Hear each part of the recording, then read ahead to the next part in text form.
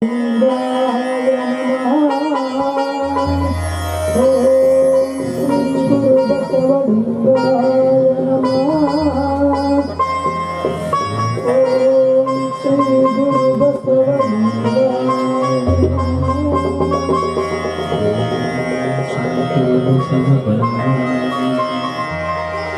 ಒಂದು ಪಟ್ಟಾಧ್ಯಕ್ಷರ ಕಾರ್ಯಕ್ರಮಕ್ಕೆ ಆಗಮಿಸಿದಂಥ ಹಾರಕೂಡದ ಶ್ರೀಗಳು ಆಶೀರ್ವಾದ ನೀಡಬೇಕೆಂದು ಕೇಳ್ಕೊತಾ ಇದ್ದೀನಿ.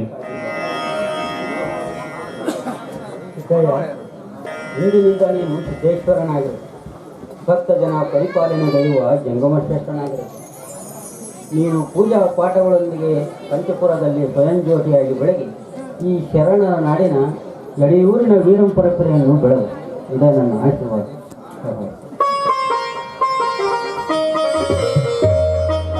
ಈ ಸುಂದರ ಕ್ಷಣದಲ್ಲಿ ನಮ್ಮೆಲ್ಲರನ್ನ ಆಶೀರ್ವಚನ ನೀಡುವ ಆಗಮಿಸಿದಂಥ ಖಟ್ವಂಗೇಶ್ವರದ ಶ್ರೀಗಳಾಗಿರ್ತಕ್ಕಂಥ ಶ್ರೀ ಚನ್ನಬಸವೇಶ್ವರ ಶ್ರೀಗಳು ಕೂಡ ಆಶೀರ್ವಚನ ನೀಡಬೇಕೆಂದು ಕೇಳ್ಕೊತಾ ಇದ್ದೀನಿ.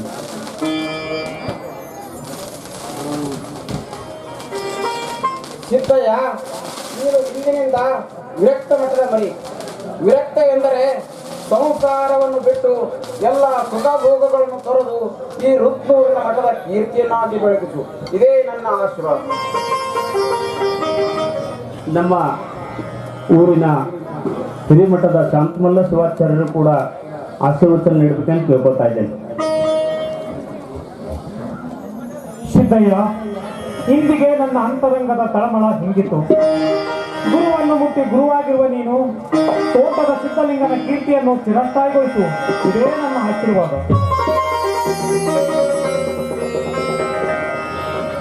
ಇನ್ನೋರ್ವ ಶರಣರಾಗಿರತಕ್ಕಂಥ ರಟಿಗಲದ ಮೃಗರಾಜೇಂದ್ರ ಶ್ರೀಗಳು ಕೂಡ ನಮ್ಮೆಲ್ಲರಿಗೂ ಉದ್ದೇಶಿಸಿ ಆಶೀರ್ವಚನ ನೀಡಬೇಕೆಂದು ಕೇಳ್ಕೊತಾ ಇದ್ದೀನಿ.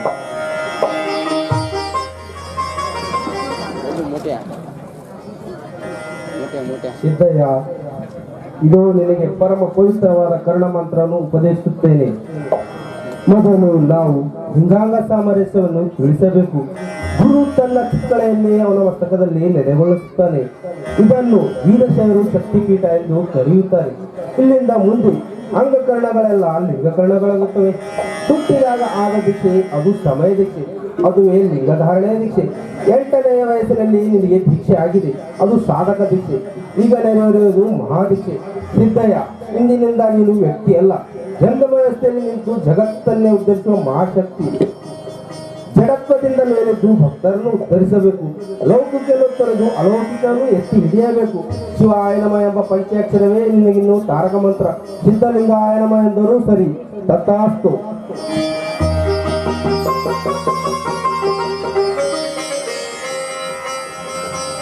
ಇದೀಗ ತಾನೇ ಪಟ್ಟಾಧ್ಯಕ್ಷರಾಗಿ ಅಧಿಕಾರ ವಹಿಸಿಕೊಂಡಂಥ ಈ ಮಠದ ನೂತನ ಶ್ರೀಗಳಾಗಿರ್ತಕ್ಕಂಥ ಶ್ರೀ ಸಿದ್ದೇಶ್ವರ ಶ್ರೀಗಳು ಕೂಡ ನಮ್ಮೆಲ್ಲರನ್ನ ಉದ್ದೇಶಿಸಿ ಆಶೀರ್ವಚನ ಮಾಡಬೇಕೆಂದು ಕೇಳ್ಕೊತಾ ಇದ್ದೀನಿ.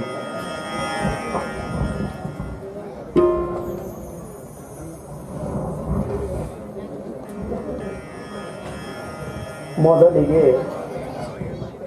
ಎನ್ನ ಆರಾಧ್ಯ ದೇವರಾದಂಥ ಯಡಿಯೂರು ವೀರ ಪರಂಪರೆಯನ್ನು ಹೊಂದಿರುವ 6ನೇ ಶೂನ್ಯ ಸಿಂಹಾಸನ ಪೀಠಾಧಿಪತಿಗಳಾಗಿರುವಂಥ ಶ್ರೀ ಶ್ರೀ ಶ್ರೀ ನಿರಂಜನ ಪ್ರಣಮ ಸ್ವರೂಪಿಗಳಾಗಿರುವಂಥ ದೀಕ್ಷಿತ ಬಸವಲಿಂಗ ಮಹಾಸ್ವಾಮಿಗಳ ಕರ್ತೃಗದ್ದಿಗೆ ಪಡಮುಟ್ಟು, ಹಾಗೆ ನನ್ನ ಬಾಳಿಗೆ ಬೆಳಕಾಗಿರುವ, ನನ್ನ ಉಸಿರಿಗೆ ಉಸಿರಾಗಿರುವ ಈ ವೇದಿಕೆ ಮೇಲೆ ಸಿಂಹಾಸನವನ್ನು ಅಲಂಕರಿಸಿರುವಂಥ ಶ್ರೀ ಶ್ರೀ ಶ್ರೀ ನಿರಂಜನ ಪ್ರಣಮ ಸ್ವರೂಪಿಗಳಾಗಿರುವಂಥ ರಾಚೋಟಯ್ಯ ಮಹಾಸ್ವಾಮಿಗಳ ಚರಣ ಕಮಲಗಳಿಗೆ ನಮಸ್ಕರಿಸಿ, ವೇದಿಕೆಯ ಬಲಭಾಗದಲ್ಲಿ ಮತ್ತು ಎಡಭಾಗದಲ್ಲಿ ಆಸೀನರಾಗಿರುವಂಥ ಶ್ರೀವರಿಯರಾದಂಥ ಖಟ್ವಂಗೇಶ್ವರ ಮಠದ ಶ್ರೀ ಚನ್ನಬಸವ ಸ್ವಾಮಿಗಳು ಹಾಗೂ ಹಾರಕೂಡದ ಚನ್ನಬಸವ ಮಹಾಸ್ವಾಮಿಗಳು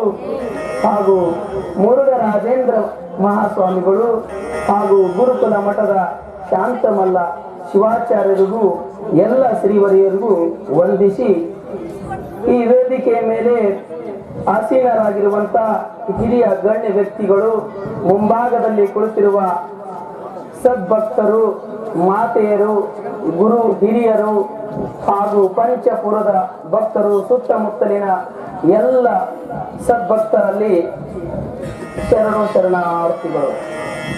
ಆ ತೋಟದ ಸಿದ್ಧಲಿಂಗನಿಗೆ ಮನವೇ ಪೀಠವಾಗಿಸಿ, ತನುವೇ ಮಂದಿರವಾಗಿಸಿ, ನೆನುಹೇ ಪೂಜೆಯಾಗಿಸಿ, ಧ್ಯಾನವೇ ತೃಪ್ತಿಯಾಗಿಸುವೆ.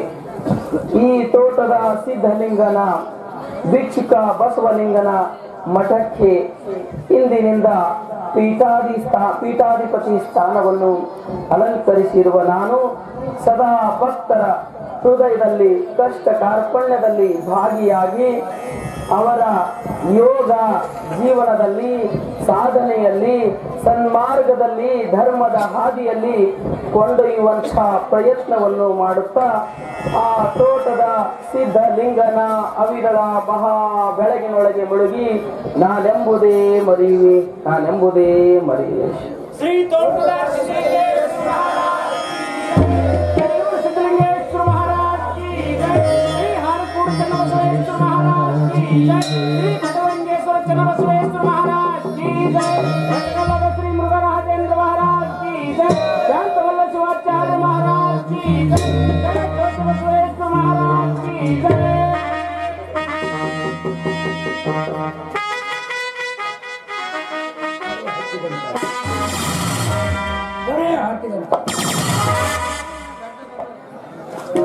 ಈ ಊರಿನ ದೊಡ್ಡ ದೊಡ್ಡ ದಟ್ಟೆ ಗಂಡರೆಲ್ಲ ಕೂಡಿ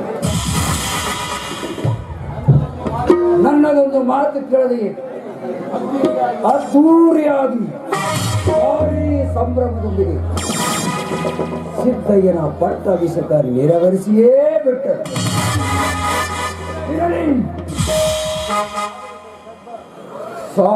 ಮಠದ ಅಧಿಕಾರ, ಈ ಒಡೆತನ ದಿನಗಳಲ್ಲಿ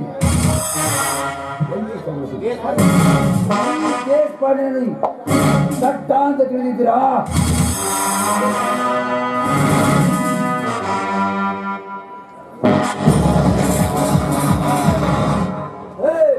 ಅಲ್ಲೇನಲ್ಲೋ ಮಾಲಯ ಮೈ ಮೇಲೆ ಬೀಳ್ತಲ್ಲ, ಹಂಗ ಬಂದ್ ಬೀಳ್ತಿ. ಅಂಬ ಯಾರಿಗನ್ನು ತಿರುಗಿ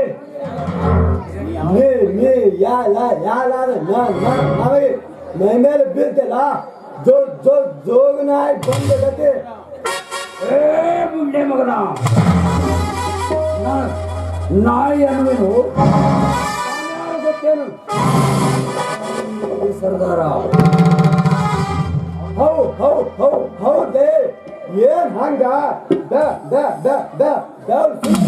ಗಾಲ್ಸಿ ಬೆಲೆ ಚಾ ಚಾ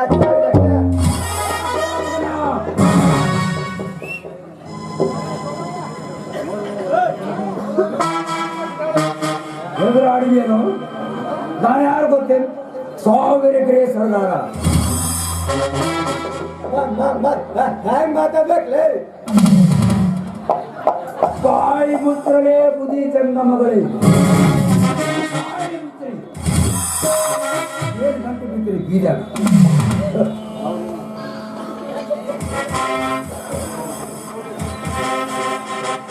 ಊರಿನವ ಅಂತೀರಿವ ಮತ್ತ 2-3 ದಿನ ಮೊದಲೇ ಬರಬರಿತ್ತೇನೋ ತಮ್ಮ. ಅದು ಪಟ್ಟಾಭಿಷೇಕ ನಡೆದಿತ್ತು. ಏನ್ ಏನ್ ಊಟ, ಏನ್ ಸಜ್ಜುಕಿತ್ತಲ್ಲಿ ಅಬಾ ಬಾಬಾ. ಬಾಯಿ ಮುತ್ತಲೇ ಉದ್ಗಡತನ ಅತಿ ಆಯ್ತು. ಏನು ನಡು ಊರ ಯಾಕ್ರೆ ಮೂರ್ಖ, ಯಾರೊಂದಿಗೆ ಮಾತನಾಡುತ್ತಿರುವ ಅರಿವಾದರೂ ಇದೆಯೋ ನೀವು ಮಾತಾಡೋದು? ಹ್ಯಾಂಗ ಮಾತಾಡ್ಬೇಕ್ರೆ? ನಿನ್ನ ಅತಿ ಆಯ್ತು ಮುಗುಣ ಚಂಗಮಣ.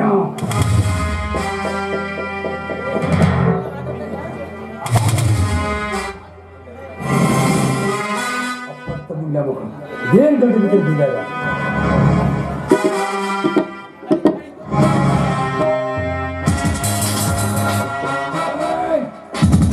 ನಾ ನಾಳೆ ನಮ್ಮ ಮಠದ ಮೇಲೆ ಕಂಡ್ರಿ ಚಂದ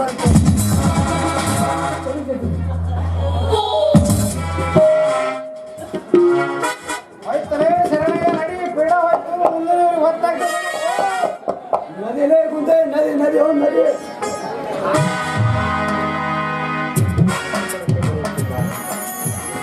ವಯಸ್ಸು ಚಿಕ್ಕದಾದರೂ ಧ್ಯಾನ ಪೂಜೆ ಕಠೋರ ವೃತ್ತಗಳಿಂದ ತನ್ನೊಳಗೆ ತಾನು ಏಕೋಭಾವದಿಂದ ದಿವ್ಯ ಯೋಗಿಯ ಕಳೆ ಹೊತ್ತು ಪ್ರಕಾಶಮಾನವಾಗಿ ಬೆಳಗುತ್ತಾ ರುದನೂರಿನ ಸಿದ್ಧರು ಎಂದೇ ಕರೆಸಿಕೊಳ್ಳುತ್ತಿದ್ದಾರೆ. ಸುತ್ತ ಹತ್ತು ಹಳ್ಳಿಗಳಿಂದ ಭಕ್ತರ ಪ್ರಭಾವೇ ಹರಿದು ಬರುತ್ತಿದೆ. ಎಲ್ಲ ಆ ತೋಟದ ಪನಾಲಿ ಇದೆ.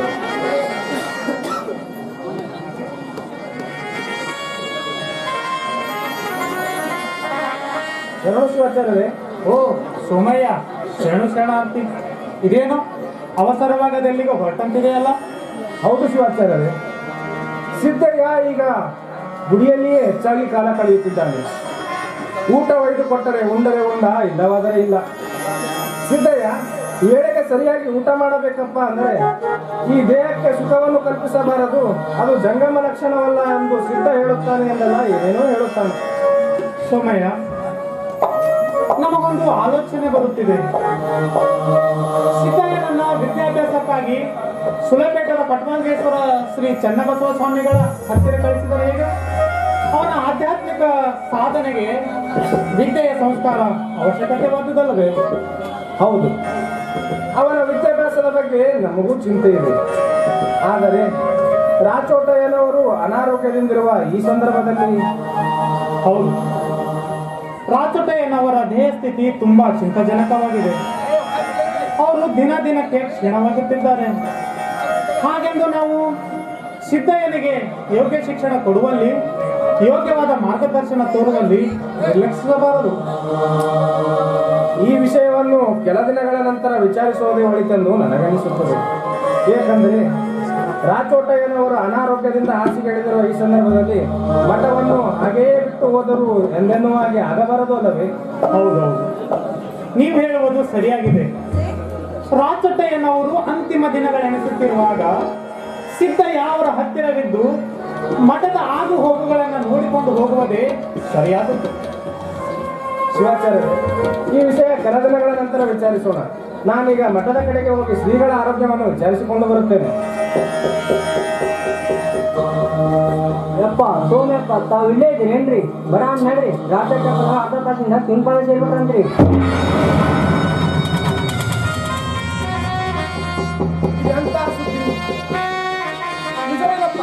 ನಿಮ್ಮ ಈ ವಿಷಯ ಎಲ್ಲಿದ್ರೆ ಬಡ ಕರ್ಕೊಂಡ್ಬರ್ಬೇಕಂಗ. ಶಿವಾಚಾರ್ಯ, ರಾಚೋಟಯ್ಯನವರು ನಮ್ಮನ್ನೆಲ್ಲ ಅನಾಥರನ್ನಾಗಿ ಮಾಡಿ ಹೋದರು. ಸಮಯ ದುಃಖಿಸುವ ನಿಲ್ಲುವ ಸಮಯ ಇದಲ್ಲ. ಬೇಗ ಮಠದ ಕಡೆ ಹೋಗೋಣ.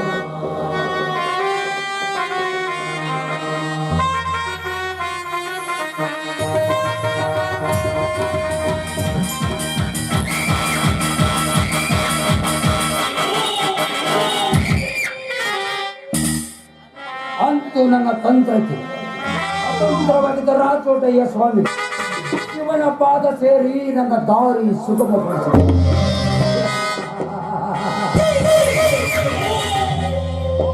ಸೋಮಯ್ಯ, ನೀನು ನಿನ್ನ ಮಗನಿಗೆ ಮಠದ ಮರಿಯನಾಗಿ ಮಾಡಿದೆಂದುಕೊಂಡಿಯಾ? ಮಠದ ಒಡೆತನ ಕೊನೆಯವರೆಗೂ ತಪ್ಪುವುದೆಂದುಕೊಂಡಿಯಾ?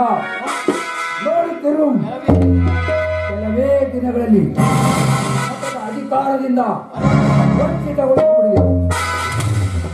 ನಿಪ್ಪಿನಿಂದ ಮಠದ ಒಂದೊಂದು ಎಕರೆ ಜಮೀನನ್ನು ನುಂಗಿ ನೀರು ಕುಡಿವೆ.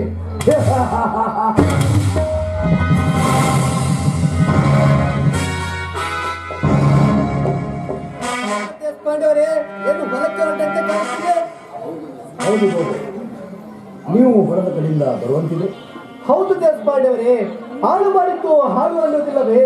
ಹಾಗೆಯೇ ನಾವು ಮನೆ ನೆಲವಿ ಕೂತರೆ ಹೊಲಗಳೆಲ್ಲ ಬೀಳುತ್ತಿದ್ದು ಮನೆಗೆ ಕೂಡ ಹಾಳು ಬರುತ್ತ ತಂದಿರುತ್ತೆ ದೇಶಪಾಂಡೆಯವರೇ. ಮನೆಯ ಮಕ್ಕಳೆಂದು ಅದೆಷ್ಟು ತಿಳಿದು ಗುಳ್ಳೆ ಮಕ್ಕಳು ಹಾಳು ಮಾಡೋದೇ ನಿಮಗ್ಯಾಗ್ರಿ ದೇಶಪಾಂಡೆಯವರೇ, 1000 ಎಕರೆ ಜಮೀನಿದೆ. ಒಂದಿಷ್ಟು ಹಾಡಿದ್ರೆ ಅದು ಏನ್ ಲೆಕ್ಕ? ತಾವು ಬರದಿದ್ರು ಸುಖ ಸಂತೋಷವಿರುವುದು ದೇಶಪಾಂಡವರೇ. ಸುಖ ಸಂತೋಷ ಎಂಬುದು ಆಸ್ತಿಯಿಂದಲ್ಲ ಗೌಡ್ರೆ, ಮನಸ್ಸಿನಿಂದ ಸಿಗುತ್ತದೆ. ಅದು ಎಂದೋ ನಮ್ಮ ಪಾಲಿಗೆ ಸತ್ತು ಹೋಗಿದೆ. ಇದೇನು ಹೀಗೆ ಮಾತನಾಡುತ್ತಿರುವಲ್ಲ? ದೇವರ ಬಗ್ಗೆ ಏನಾದರೂ ಕೊರತೆ ಮಾಡ್ತಾನೆ? ದೇವರು ಏನು ಕೊರತೆ ಮಾಡಿಲ್ಲವೆಂದು ದೇವರನ್ನು ಮರೆತು ಬಿಡುವುದೇ? ನಿಮ್ಮ ಮಾತಿನ ಅರ್ಥ ಒಂದಾಗುತ್ತಿಲ್ಲ ದೇಶಪಾಂಡವರೇ. ಅದು ಹೇಗೆ ಅರ್ಥವಾಗುತ್ತದೆ ಗೌಡ್ರೆ? ಆ ದಿನ ನನ್ನ ಮಾತು ಕೇಳಿದರೆ ಊರ ಹಿರಿಯರಾದ ನಾವೆಂದು ಮುಖ ತಗ್ಗಿಸಿ ನಡೆಯಬೇಕಾಗಿ ಬರ್ತಿರಲ್ಲ ಗೌಡ್ರೆ. ಅಂತಂದಿರಾಗಿ ದೇಶಪಾಂಡವರೇ. ಇನ್ನೇನಾಗಬೇಕಾಗಿದೆ? ಏನು ಅರಿಯದ ಪೌರನಿಗೆ ಪಟ್ಟ ಕಟ್ಟಿದ್ದೀವಿ. ಈಗ ನೋಡಿ ಅದರ ಪರಿಣಾಮ. ರಾಕೋಟೆಯ ಕೈಲಾಸ ವಾಸಿಯಾಗುತ್ತದೆ. ಊರಿನಲ್ಲಿ ಮಠದಲ್ಲಿ ಆ ಹುಡುಗರು ದಿಕ್ಕಿಲ್ಲದೆ ತೋಟದಪ್ಪನ ಗತ್ತಿಗೆ ಬಣ ಗುಟ್ಟುತ್ತಿದೆ ಗೌಡ್ರೆ, ಬಣ ಹುಟ್ಟುತ್ತಿದೆ. ಸೋಮಯ್ಯನಿಗಂತೂ ಮಠದ ಆಸ್ತಿಯ ಮೇಲೆ ಕಲ್ಲು.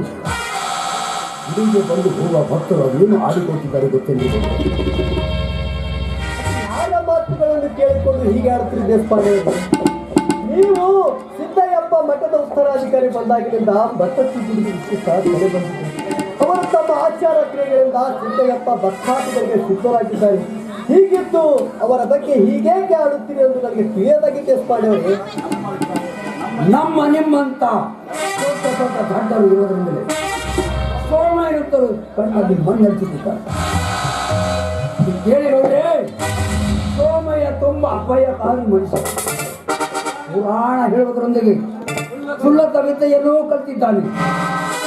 ಅದು ತನ್ನ ಮಗನಿಗೂ ಕಲಿಸುತ್ತಿದ್ದಾನೆ. ಇದು ಅಪಾಯಕಾರಿ. ಆದ್ದರಿಂದ ಊರ ಹಿರಿಯರ ನಾವೆಂದು ಜಾಗೃತವಾಗಿರಬೇಕು ಗೌಡ್ರೆ, ಜಾಗೃತವಾಗಿರಬೇಕು. ಆದಷ್ಟು ಬೇಗ ಸೋಮಯ್ಯನ ಬದಲಿಗೆ ಬೇರೊಬ್ಬರನ್ನು ತಂದು ನೀವು ಕಾರುಬಾರಗಳನ್ನು ರೇಖೆಗಳನ್ನು ಬೇರೊಬ್ಬರಿಗೆ ಒಪ್ಪಿಸಬೇಕು.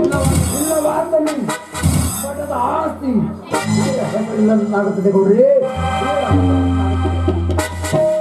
ತಾವು ತಿಳಿದವರು, ಬುದ್ಧಿವಂತರು, ಹೀಗೆ ಹೇಳುವುದೇ? ಸಿದ್ದಯ್ಯಪ್ಪನಿಗೆ ನಿರಭಾರ ಪಟ್ಟಕಟ್ಟಿ ಆಗಿದೆ. ಹೀಗಿರುವಾಗ ಮಠದ ದೇವಿ ರೀತಿಯಾಗಿ ಬೇರೊಬ್ಬರು ನೇಮಿಸೋದು ಸಾಧ್ಯವಲ್ಲದು. ಅದು ಹೇಗೆ ಸಾಧ್ಯವಾಗುವುದಿಲ್ಲ ಗೌಡ್ರೆ? ಹೇಗೆ ಸಾಧ್ಯವಾಗುವುದಿಲ್ಲ? ಮಠದ ಕಾರವಾರನು ತೋಟದ ಪರ ಪೂಜೆಯನ್ನು ಏಕಕಾಲಕ್ಕೆ ಬಾಲಕ ಸಿದ್ಧದಿಂದ ಸಾಧ್ಯವಿಲ್ಲವಾದ್ದರಿಂದ ಇನ್ನು ಅನುಭವ ಸ್ವರದಿಂದ ಬೇರೊಬ್ಬರಿಗೆ ತಂದು ನೇಮಿಸಿದೆಂದು ಹೇಳಿದ್ರಾಯ್ತು. ನೀವು ನಮ್ಮ ಸ್ವಾಮಿಕಾರಿ ಅವರಿಗೆ ತಂದು ನೇಮಿಸಿದ್ರಾಯ್ತು ಗೌಡ್ರೆ. ಪಡಬೇಡಿ ದೇಶಪಾಂಡವರೇ. ಈ ವಿಷಯಕ್ಕೆ ಶಾಂತಮಲ್ಲ ಶಿವಾಚಾರ್ಯರು ಸೋಮಯ್ಯರು ಒಪ್ಪಲಾರರು. ಅದು ಹೇಗೆ ಒಪ್ಪೋದಿಲ್ಲ ಗೌಡ್ರೆ? ಒಪ್ಪೋದಿಲ್ಲ. ನಾನು ಚಿಂತಪಳಿಯ ದೇಶಮುಖರಿಗೆ ಹೋಗಿ ಈ ವಿಷಯದ ಬಗ್ಗೆ ನಾನು ಮಾತನಾಡುತ್ತೇನೆ. ಚಿಂತಪಳಿಯ ದೇಶಮುಖರು ನನ್ನ ಮಾತನ್ನು ವಿರೋಧಿಸುವುದಿಲ್ಲ. ಅವರು ಹೂ ಅಂತರಾಯ್ತು ಗೌಡ್ರೆ, ಮತ್ತೆ ಬರ್ತೀನಿ.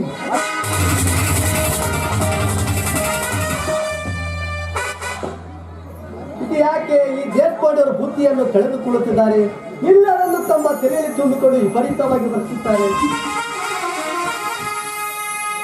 ಕರುನಾಡು ಎಡೆಯೂರ ವಾಸ ಸಿದ್ಧಲಿಂಗೇಶ ಹರಿಯೋನಿ ಪರಮೇಶ ದೇವಾದಿದೇವ ಕರುನಾಡು ಎಡೆಯೂರ ವಾಸ. ಅವರದೇ ಮಾತನಾಡುತ್ತಿರುವಾಗಲೇ ಅಪ್ಪರು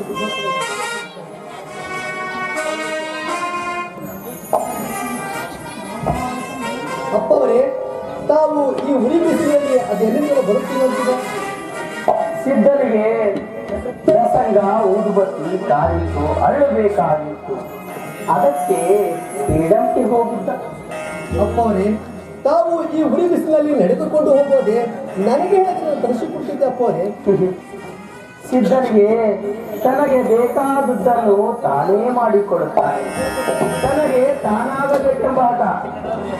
ಅಪ್ಪವರೇ, ಅದು ಏನೋ ತಮ್ಮ ಮಾತು ನುಡಿ ನನಗೆ ಅರ್ಥವಾಗುವುದಿಲ್ಲ. ಅಪ್ಪವರೇ, ನನ್ನ ಪ್ರಾರ್ಥನೆ. ಏನು ಹೇಳ್ರಿ ಗೌಡ್ರೆ? ಅಪ್ಪವರೇ, ಇಂದು ತಾವು ನಮ್ಮ ಮನೆಗೆ ಬಂದು ದಿನಾ ತೀರ್ಥಕ್ಕೆ ಪ್ರಾರ್ಥನೆ. ಇಲ್ಲ, ಕರೆದಾಗ ಬಂದು ಭಿನ್ನ ಕೈಗೊಳ್ಳುವ ಜಗಮನಲ್ಲ ಸಿದ್ಧ. ಭಕ್ತರು ಕೊಡುವ ಸುಖ ಭೋಗಗಳಿಗೆ ಮೈ ಒಡ್ಡುವನಲ್ಲ ಸಿದ್ಧ. ಅಪ್ಪವರೇ, ಅದು ಏನೋ ತಮ್ಮನ್ನು ನಾನು ವಿನಂತಿಸುವುದು, ಈ ಜಂಗಮ ಸೇವೆ ಮಾಡಿ ಕೃತಾರ್ಥವಾಗಲು ಈ ಬಡ ಭಕ್ತರ ಪ್ರಾರ್ಥನೆಗೆ ಮಾನ್ಯತೆ ಕೊಡಬೇಕು. ಬೇಸರಸದಿರಿ ಗೌಡ್ರಿ, ಬೇಸರಸದಿರಿ. ಸಿದ್ಧ ನಿಮ್ಮ ಭಕ್ತಿಯ ಭಾವನೆಗೆ ಮೆಚ್ಚಿದ್ದಾರೆ. ಪ್ರಸಾದ ಬೇಕೆನಿಸಿದಾಗ ನಿಮ್ಮ ಮನೆಗೆ ಬಾಗಿಲಿಗೆ ಬರುತ್ತಾರೆ. ಮುತ್ತು ಅಂಬಲಿಯಾದರೆ ಸಾಕು ಸಿದ್ಧನಿಗೆ. ಆಯ್ತು ಅಪ್ಪರೇ, ತಮ್ಮಿಷ್ಟ ಅಪ್ಪಣೆ ಆದರೆ ಬರುತ್ತೇನೆ. ಆಯ್ತು ಗೌಡ್ರೆ, ಆಗಾಗ ಮಠದ ಕಡೆ ತಾವು ಬರುತ್ತಿರಬೇಕು. ಅಪ್ಪವರೇ, ಕುಡಿ ಮಠ ಸಿದ್ಧರಾಷ್ಟ್ರದಿಂದ ನಿರ್ಮಿತಗೊಂಡಂತವು. ನಾವು ಕೇವಲ ಭಕ್ತರು. ಹೆಸರು ಯಾರದಾದರೇನು ಗೌಡ್ರೆ, ಉಸಿರು ಭಕ್ತರದಾಗಬೇಕು. ಈ ಭಕ್ತರು ನಿಂತು ಕಟ್ಟಿ ಬೆಳೆಸಿದ್ದರಿಂದಲೇ ಮಠಮಾನ್ಯಗಳು ಉಳಿದು ಬೆಳೆದು ನಿಂತಿದೆ. ಇನ್ನು ಮುಂದೆ ಹಾಗೆ ಉಳಿದು ಬೆಳೆಯಬೇಕೆನ್ನದೇ ಸಿದ್ಧರ ಬಯಕೆಯಾಗಿದೆ ಗೌಡ್ರೆ. ಅಪ್ಪವರೇ, ತಮ್ಮ ಆಶೀರ್ವಾದ ಅಕ್ಷಯವಾದದ್ದು. ಆಯ್ತು, ಸಿದ್ಧನಿಗೆ ಪೂಜೆ ವೇಳೆ ಆಗಿದೆ, ನಾವಿನ್ನು ಹೊರಡುತ್ತೇವೆ. ಕರುಣಾಳು ಎಡೆಯೂರ ವಾಸ ಸಿದ್ಧಲಿಂಗೇಶ, ಕರುಣಾಳು ಎಡೆಯೂರ ವಾಸ ಸಿದ್ಧಲಿಂಗೇಶ, ಕರುಣೋಹಿ ಪರಮೇಶ ದೇವಾದಿದೇವ. ಈ ದಿನ ಅಪ್ಪನವರ ದರ್ಶನವಾದದ್ದು ನನ್ನ ಭಾಗ್ಯ, ನನ್ನ ಪುಣ್ಯ.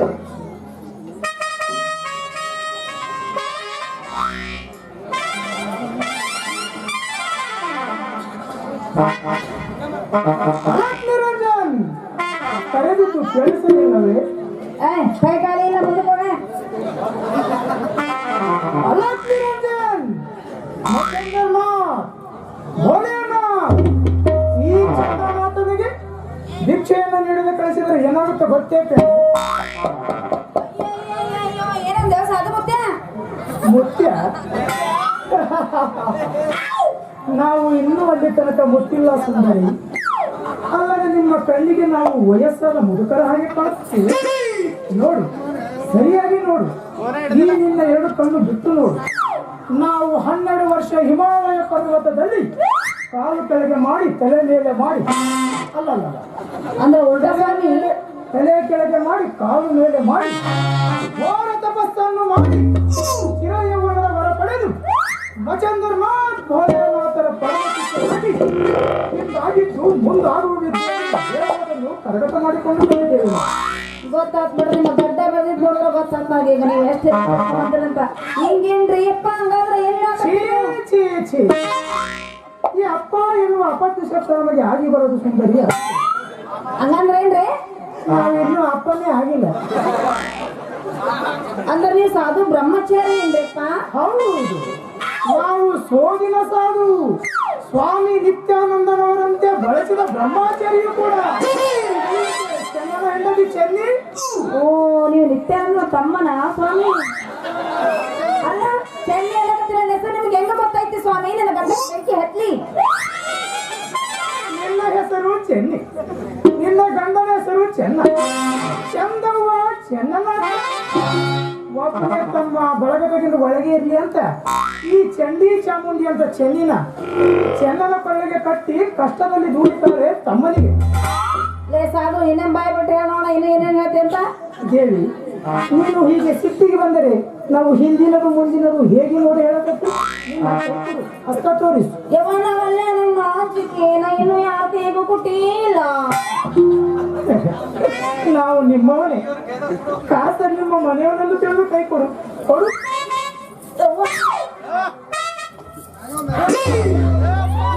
ಎಂತ ಕೆಟ್ಟ ಜಗಳ ಇಟ್ಕೊಂಡ ಲೇ, ನಿನ್ನ ಗಡ್ಡ ಕೆಟ್ಟ ಗುಡ್ಡು ಹೊಡಿಸ್ಲೇಕಲ್ಲ. ಯಾರವನೇ ಕಚಾ ಪಚ ಹಿಚ್ಕಾಕತ್ತಿದೇನೋ ಹಿಟ್ಟು ನಾದಕ. ಮತ್ತೆ ಏನ್ ಹಿಸುಕೊಂಡ್ರೆ ಹಿಸುಕುತ್ತೇನೆ. ನೀ ಅಂತ ಸ್ವಾಮಿಲೇ ಹಂಗ ಹಿಚ್ಕಾಕತ್ತೇನ? ಬೇಡ ದೇವಿ, ಕೋಪ ಬೇಡ. ಕೋಪಂ ಗಾದು ಸುಂದರಿ, ಕೋಪಂ ಗಾದು. ಗಾದುಗಿದ ಅಲ್ಲ, ನೀನೇ ಬರ್ಬೇಕು ಮತ್ತೆ ಈಗ.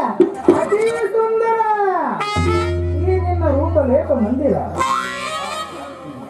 ಏನ ಒಟ ಒಟ ಒಟ ನಮ್ಮನೆ ಕಾಯಿ ಕುಯ್ದು ಕೆಲ ಮಾಡ್ಯಾನ.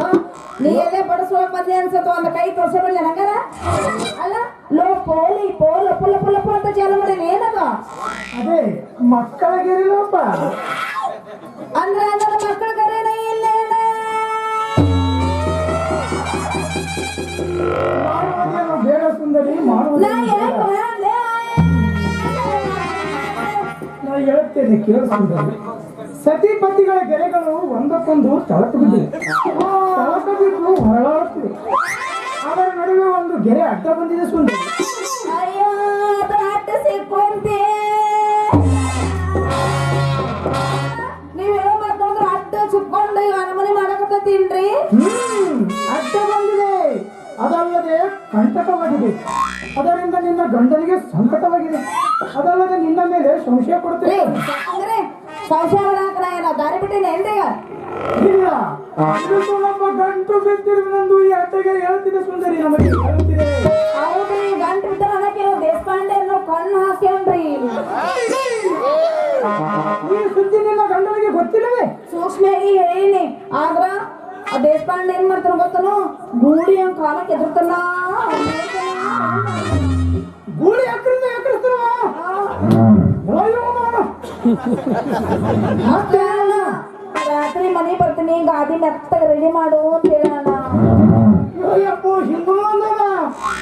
ಅಷ್ಟೇ ಅಲ್ಲ ಚೆನ್ನ ಬದ್ಮಾಸ್ರ ಮಗ ಒಳಚಲನ್ನ ಮಗ ಕೇಳ್ಬೇಡ ನನ್ ಜೊತೆ ಬಾ ನಾ ಇಬ್ರು ಪೋಯ ಅಂತ ಹೇಳ ಮುಗಿದು ಹೋಯ್ತಲೇ ಚೆನ್ಯ, ಕಟ್ಟಿ ಮುಗಿದು ಹೋಯ್ತಲೆ.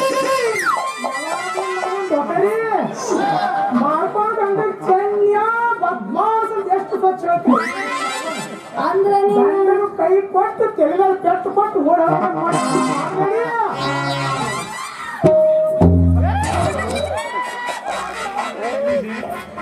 ಕಾರುಗಳು ನೋಡಿಕೊಂಡು ಹೋಗಲು ಆಗುವುದಿಲ್ಲೆಂಬ ನೆಪವನ್ನು ಮುಂದೊಡ್ಡಿ ಮಠದ ಆಗು ಹೋಗುಗಳನ್ನು ನೋಡಿಕೊಂಡು ಹೋಗಲು ತೆಲುಕೂರಿನ ಗೌರಯ್ಯ ಎಂಬ ಸ್ವಾಮಿಯನ್ನು ಕರೆತಂದಿದ್ದಾರೆ.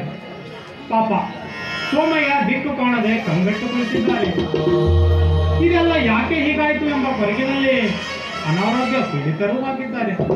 ಛೇ, ಇಂಥವೆಲ್ಲ ನಡೆಯಬಾರದಿತ್ತು.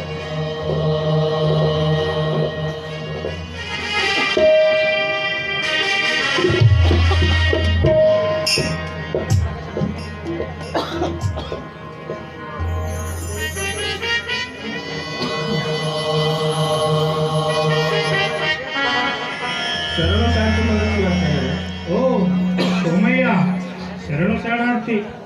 ಇದೇನು ನೀವು ತುಂಬಾ ಹಿಡಿದು ಬಿಟ್ಟಿರುವಿರಲ್ಲ? ಸಂಸಾರದ ತಾಪತ್ರಯ, ಆರೋಗ್ಯದ ತೊಂದರೆ, ಗೌರ ಶಿವ ಸಾನ್ನಿಧ್ಯ ಸೇರಿದಾಗಿನಿಂದಲೂ ಹೆಚ್ಚಾಗಿದೆ.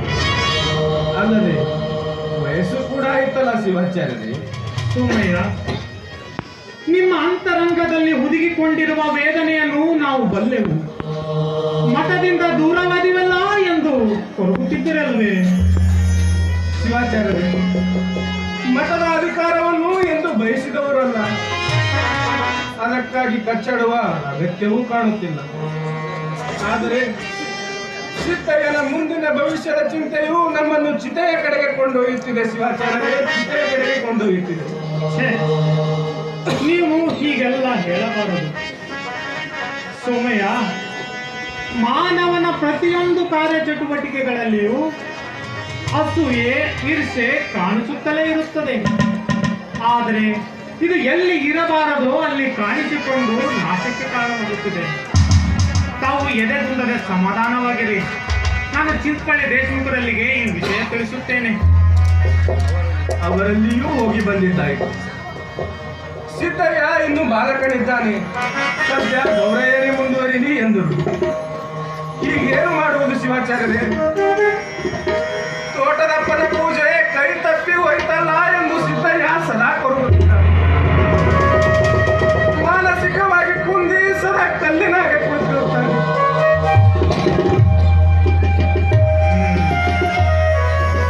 ಹೀಗಾಗಬಾರದಿತ್ತು. ಊರಿನವರಾದರೂ ಅಲ್ಪ ಸ್ವಲ್ಪ ನಿಮ್ಮ ನೆರವಿಗೆ ಬಂದಿದ್ದರೆ ಆ ದೇಶಮುಖರು ಏನು ಹೇಳ್ತಿದ್ದರೋ ಏನು. ಸೋಮಯ್ಯನವರೇ, ತಾವು ಎದೆಗುಂದದೆ ಸಮಾಧಾನವಾಗಿರಿ. ನಾನು ನಾನು ಚಿಂತಪಳ್ಳಿ ದೇಶಮುಖರಲ್ಲಿ ಈ ವಿಷಯದ ಬಗ್ಗೆ ಮಾತನಾಡಿಕೊಂಡು ಬರುತ್ತೇನೆ. ತಳಮಳಗೊಳ್ಳಬೇಡಿ. ಶಿವನಿಚ್ಛೆ ಹೇಗಿದೆಯೋ ಹಾಗೆ ಆಗಿದೆ. ನಾನಿನ್ನು ಬರುತ್ತೇನೆ. ಹೋಗಿ ಬನ್ನಿ. ಅಗತ್ಯ ಬಿದ್ದರೆ ಕರೆಯಲು ಕಳಿಸುತ್ತೇನೆ. ಹಾಗೆ ಆರೋಗ್ಯದ ಕಡೆ ಗಮನವಿರಲಿ. ಬಂದ ಕಷ್ಟದ ಹೊರೆಯನ್ನು ನೊಂದುಕೊಳ್ಳದೆ ಹೊತ್ತು ನಡೆಯುವುದು. ನಾನಿನ್ನು ಬರುತ್ತೇನೆ. ಶರಣು.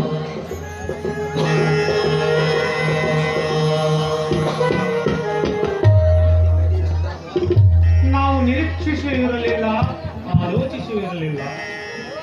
ಅಂಥದೊಂದು ಘಟಿಸಿ ಹೋಯಿತಲ್ಲ. ಇಂದು ಮಠ ಮಾನ್ಯಗಳಲ್ಲಿ ರಾಜಕೀಯ ಬರೆದು ಮಠಗಳೆಲ್ಲ ಕೃತಕ ಮುಖವಾಡ ಮೌಲ್ಯಗಳಿಂದ ಜಡವಾಗಿಸುತ್ತಿದೆ. ಅಲ್ಲಿ ಪಾಪ ಸುಳಿದು ಪುಣ್ಯ ಪಲಾಯನವಾಗುತ್ತಿದೆ. ಭೋಗ ಫಲವಾಗಿ ಯೋಗ ವಿಯೋಗವಾಗುತ್ತಿದೆ. ಶಿವನೇ, ನೀನೇ ದಾರಿ ಕೊಡಬೇಕು.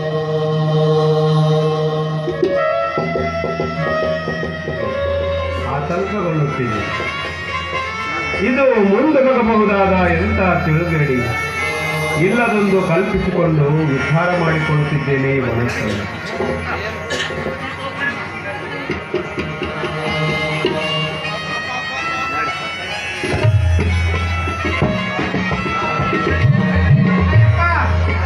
ಶರಣುಗೊಂಡಯ್ಯ, ಗೆಳೆಯನೊಂದಿಗೆ ಎತ್ತ ಪ್ರಯಾಣ ಹೊರಟಿರುವಿರಿ? ಎತ್ತಂದ್ರೆ ಅಪ್ಪ ಒಂದು ಹೇಳಿಕೆ ಎತ್ತಿತ್ತಪ್ಪ. ಮತ್ತು ಕುಂಟು ಬಿದ್ದಿತ್ತು. ನಿನ್ನೆ ಸುರಪೇಟೆ ಸಂತ್ರಾಗ ಮಾರಿ ಬಂದಿನ್ರಿ ಅಪ್ಪ. ಒಂದು ಹೇಳಿಕೆ ತಗೋಬೇಕಂತ ನಗೋಡ್ ಆಸೆ ಐತಿ ಇವಂಗ. ಆದ್ರ ಹೇಳಿಕೆ ಸಿಗೋಲ್ರಿ ಇವಂಗ.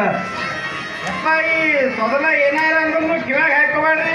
ಶರಣಯ್ಯ, ಇವ್ರು ನಮ್ಮ ಕಾಸು ಜನನು. ಇಲ್ಲೇ ಬಿಲ್ಲೆ ಕ್ಯೂಲ್ ಮಗನ ಅವನೇನ್ ಕೇಳ್ತಾನೋ, ಈ ಕ್ಯೂಲ್ ನನ್ನ ಮಗ ಏನ್ ಹೇಳ್ತಾನೋ. ಅಲ್ರಿ ಗುಂಡಯ್ಯ, ಎಲ್ಲಿ ಹೊಂಟಿರಿ ಇಬ್ರು? ರುದನೂರಿನಿಂದ ರುದ್ನೂರಿನಿಂದ ಹೊಂಟಿರೋರು? ಹೌದ್ರಿ. ಅಲ್ಲಿ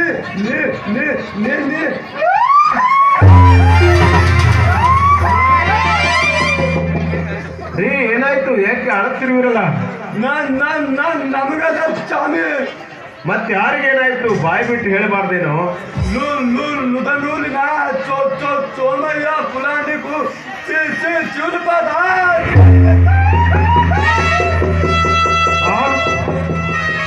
ಇದು ನಿಜವೇ? ಕಾಲವೇಣಿ ಎಂತ ನಿಷ್ಠುರನು. ಒಳ್ಳೆಯವರಿಗೆ ಅದೆಷ್ಟು ಬೇಗ ಬರಮಾಡಿಕೊಳ್ಳುವೆ ತಂದೆ. ಶರಣಯ್ಯ ಗುಂಡಯ್ಯ, ಬರುತ್ತೇನೆ. ಸ್ವಾಮಿ, ನಾವು ಬರ್ತೀವಿ.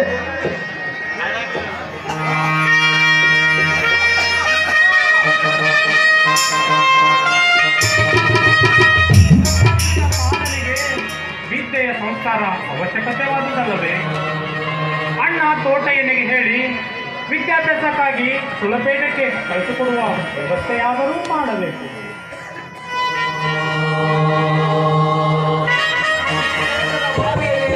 ಸ್ನಾನ ಮಾಡಿ ಒಂದೆರಡು ಕ್ಷಣ ಧ್ಯಾನದಲ್ಲಿ ಕುಳಿತಾಗ ಪ್ರಯಾಣದ ಆಯಾಸವೆಲ್ಲ ಕಡಿಮೆಯಾಗಿ ಮನ ಹಗುರವಾಗುತ್ತದೆ ಎಂದ.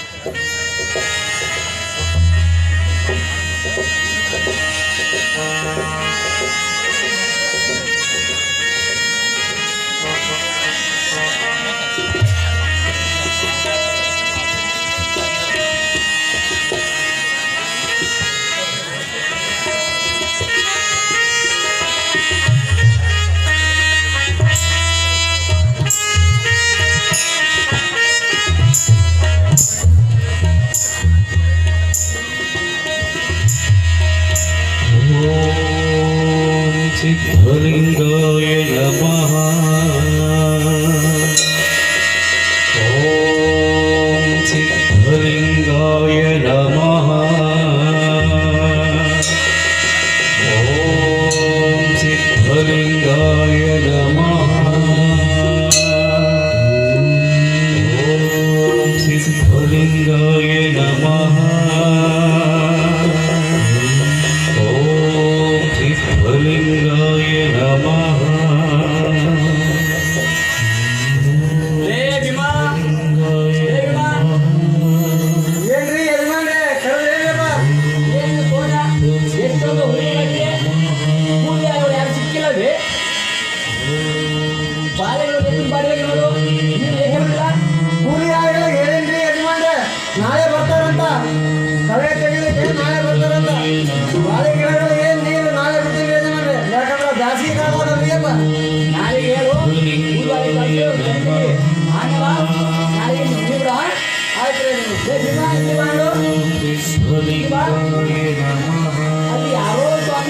ಬಾವಿ ಕಟ್ಟಿ ಮೇಲೆ ಪೂಜೆ ಓಂ ಸಿದ್ಧಲಿಂಗಾಯ ನಮಃ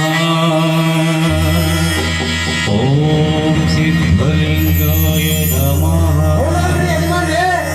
ಯಾವನೋ ಸ್ವಾಮಿ ಇದ್ದಂಗೆ ಕಾಣ್ತಾನ, ಯಾರ್ಯಾರೋ ಬರ್ತಾರ ಯಾರ್ಯಾರೋ ಹೋಗ್ತಾರ. ಅದಕ್ಕೆ ನಾನು ನಿಮಗೆ ಬರ್ಕೋತೀನಿ, ಈ ತೋಟದಾಗಿಂದ ಸುಲೇಬೇಡ ಮಗೋ ಕಾಲ್ದಾರಿ ಬಂದ್ ಮಾಡಂತ ನೀವು ನನ್ನ ಮಾತು ಕೇಳಿದ್ರೆ ಇದರಲ್ಲಿ ಬಾ ನೋಡಮ್ಮಿ ಯಾವ ಊರಿನ ಸ್ವಾಮಿಗಳಿದ್ದಾರಲ್ಲ. ಓಂ ಸಿದ್ಧಲಿಂಗಾಯ ನಮಃ ಓಂ ಸಿದ್ಧಲಿಂಗಾಯ ನಮಃ. ತಾವು ಎಲ್ಲಿಂದ ಆಗಮಿಸಿರಿ? ಪೂಜ್ಯರೇ ಪೂಜ್ಯರೇ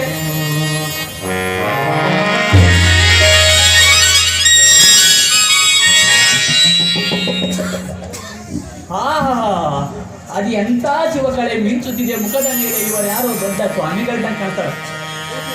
ಪೂಜ್ಯರೇ ತಾವು ಎಲ್ಲಿಂದ ದಯ ಮಾಡಿಸಿದ್ರಿ? ತಮಗೆ ಆಯಾಸ ಕಾಣ್ತದ? ಆಯಾಸವಲ್ಲ, ಈ ಬಾವಿಯಲ್ಲಿ ಸ್ನಾನ ಮಾಡಿದ ಮೇಲೆ ಪರಿಹಾರವಾಯಿತು. ಇದು ನಮ್ಮ ತೋಟವೇನು? ಹೌದು ಅಪ್ಪ, ಇದು ನಮ್ಮದೇ ತೋಟ. ಸಿದ್ಧ ಆ ತೋಟದಲ್ಲಿ ಅಪ್ಪಣೆ ಇಲ್ಲದೆ ಪ್ರವೇಶ ಮಾಡಿ ಬಾವಿಯಲ್ಲಿ ಇಳಿದು ಸ್ನಾನ ಮಾಡಿದ್ದ. ಅವನಿಗೆ ಬಹಳ ಅಹಂಕಾರ ಬಂದಿದೆ. ಛೇ ಛೇ ಛೇ ಛೇ ಛೇ ಛೇ ಎಂತ ಮಾತ್ರಿಯಪ್ಪ. ತೋಟದ ಹಿಂದೆ ಸುಳಪೇಟೆಗೆ ಹೋಗೋ ಕಾಲ್ದಾರಿ ಅದ. ಹೀಗಿದ್ದು ತಾವು ಆ ಮಾತೆಗೆ ಆಡ್ತೀರಿ. ತಮ್ಮಂತ ಸ್ವಾಮಿಗಳು ನನ್ನ ತೋಟಕ್ಕೆ ಬಂದಿದ್ದು ದೊಡ್ಡ ಪುಣ್ಯ. ಲೇ ಭೀಮಾ, ಜಲ್ದಿ ಹೋಗಿ ತೋರಣ ಬಾಳೆಹಣ್ಣು ತಗೊಂಡ್ಬಾರು. ಆಯ್ತು ಯಜಮಾನ ತರ್ತೀನಿ ಅಂತ. ಬೇಡ ಸೌಕಾರ್ಯ ಬೇಡ, ಅದೆಲ್ಲ ತೊಂದರೆ ಏಕೆ? ಈಗ ತೊಂದರೆ ಏನು ಬಂದ್ರಿ ಅಪ್ಪ? ತಾವು ಎರಡು ಬಾಳೆಹಣ್ಣು ತಿಂದು ನುಕ್ಸಾನ ಏನಾಗ್ತದ್ರಿ? ತೋಟ ಬಹಳ ಸುಂದರವಾಗಿ ಬೆಳೆಸಿದ್ದು. ಸಿದ್ಧನಿಗೆ ನೋಡಿ ಆನಂದವಾಗಿದೆ. ಅಪ್ಪವರೇ, ತಾವು ಎಲ್ಲಿಂದ ಹೊಂಟಿರಿ? ರುದ್ರೂರದಿಂದ. ರುದ್ರನೂರ? ಯಾಕೆ ಅತ್ತಿ ತಮಗೆ ಯಾರಾದರೂ ಪರಿಚಯದವರಿದ್ದಾರೇನು? ನಮಗಲ್ಲಿ ಅಷ್ಟ್ಯಾರು ಕೂದೋರಿಗೆ ಬಿಡ್ರಿ. ಅದರಲ್ಲಿ ಶಿವಯೋಗಿ ಒಬ್ಬರ ಅವತಾರ ಆಗಿ ಒಂದು ದೊಡ್ಡ ಸುದ್ದಿಯಾಗಿ ನೋಡಿ. ಅವ್ರು ಭಾಳ ದೊಡ್ಡ ವೈದ್ಯ ಮೂರ್ತಿ ಅಂದ್ರೆ ಅಪ್ಪ. ಬಾಳೆಹಣ್ಣು ತಂದಿನ್ರಿ ಯಜಮಾನ್ರೆ. ಈಗಪ್ಪ ಪೂಜೆ ಮಾಡ್ಕೊಂಡಿರಿ. ಪ್ರಸಾದ ಅಂತ ಈ ಬಾಳೆಹಣ್ಣು ತಿಂತಾರೆ.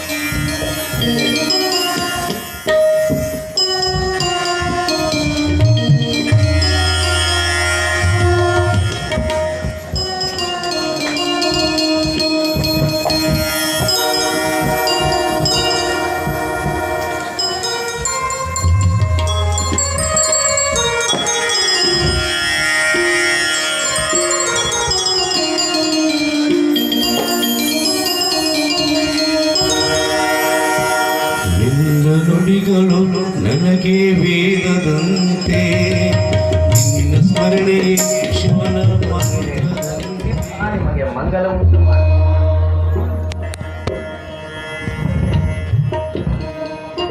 ಅಪ್ಪವರೇ, ತಮ್ಮ ಈ ಪಾದ ಸ್ಪರ್ಶದಿಂದ ನಮ್ಮ ತೋಟವನ್ನು ಪಾವನ ಮಾಡಿದ್ರಿ.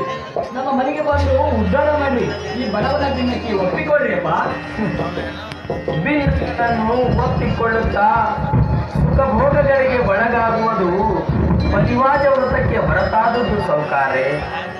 ತಮ್ಮ ಊಟದ ಕಟ್ಟುಪಾಡು ನಮ್ಮಂತ ದಡ್ಡರಿಗೆ ಹೆಂಗ ಅರ್ಥ ಆಗ್ತದೆ ಅಪ್ಪ? ಯಾರೂ ಇಲ್ಲೇ ಇರ್ತೀರಲ್ಲ, ಒಮ್ಮೆ ಆದ್ರೆ ಈ ಬಡವನ ಮನೆಗೆ ಬರ್ಬೇಕ್ರಿ. ಆಯ್ತು, ಸಿದ್ಧ ನಿಮ್ಮ ಮನೆಗೆ ಖಂಡಿತವಾಗಿಯೂ ಬರುತ್ತಾನೆ. ಆ ಭಗವಂತನ ಇಚ್ಛೆಯೇ ಭಕ್ತನ ಇಚ್ಛೆ.